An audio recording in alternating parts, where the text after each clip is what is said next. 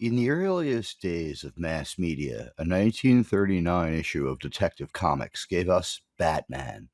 To this day, the iconic character remains one of the most lucrative creative properties ever conceived, and over the ensuing 8 decades, Batman has slowly evolved, making money hand over fist. Starting with his earliest cinematic appearances, the character shunned deadly force, a compelling origin tale of a young millionaire losing his parents to crime in a city that was hard to love but impossible for Bruce Wayne to abandon, no matter how fickle its citizens, emerged. People have flocked to buy Batman comics and merchandise since day one. So, who would want to burn this all down? The only real problem with Batman is that he can sometimes become a victim of his own success and make Hollywood complacent about the way they use him. The problem is, these days, when Hollywood sends us their Batman creators, they're not sending us their best anymore. They're not sending Tim Burton. They're not sending Christopher Nolan. They're not even sending Joel Schumacher. J.J. Abrams is a confusing man with far too much influence on pop culture.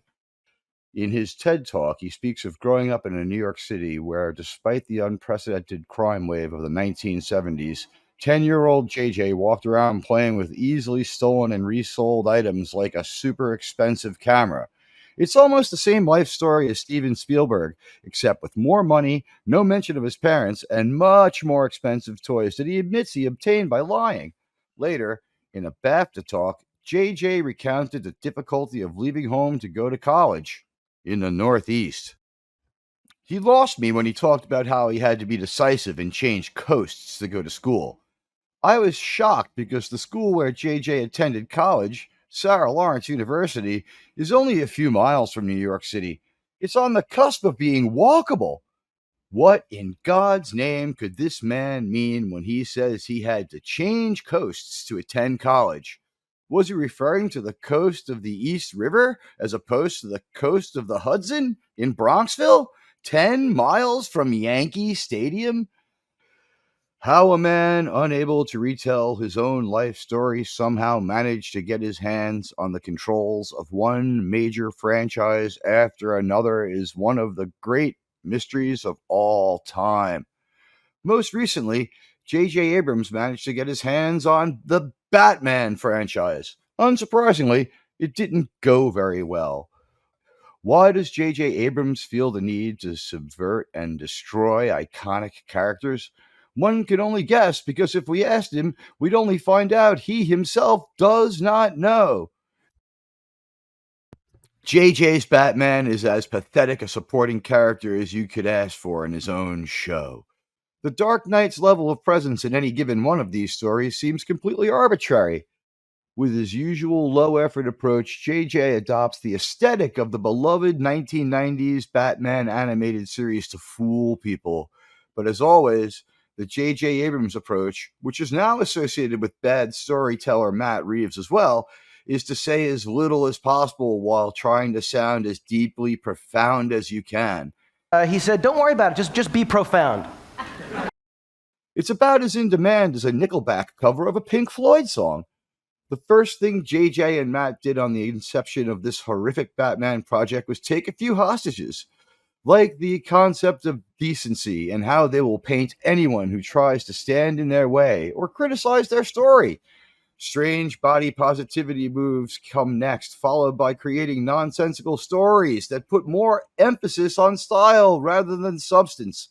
The final result is a series of confusing, unasked for, nonsensical tales which happen to simply feature Batman to varying degrees.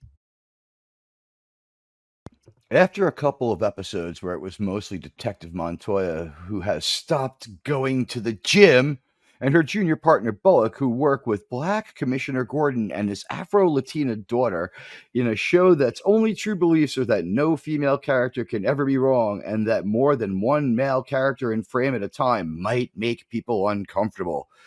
The ladies save the day again and again as Batman and the Gotham police are fooled by such genius criminal tactics as firing on the city from a cruise ship in sight of shore in front of its passengers, or decide to set some sociopathic arsonist loose with a supply of napalm. For reasons. What's the point of all of this? As a much wiser and far more popular reviewer likes to say, don't know! All of the action in the series is in the trailer, which is culled from the 10 unremarkable episodes and compressed into an opening sequence that would fool you into thinking that this was a good show. The only episode that really features Batman has him as a child, recovering from the recent loss of his parents to street crime. Young Bruce is a total psycho who shouts vengeful and insane things at body positivity Alfred, who he just keeps calling by his last name. I'm going to kill everyone, Pennyworth. It's absolutely crazy.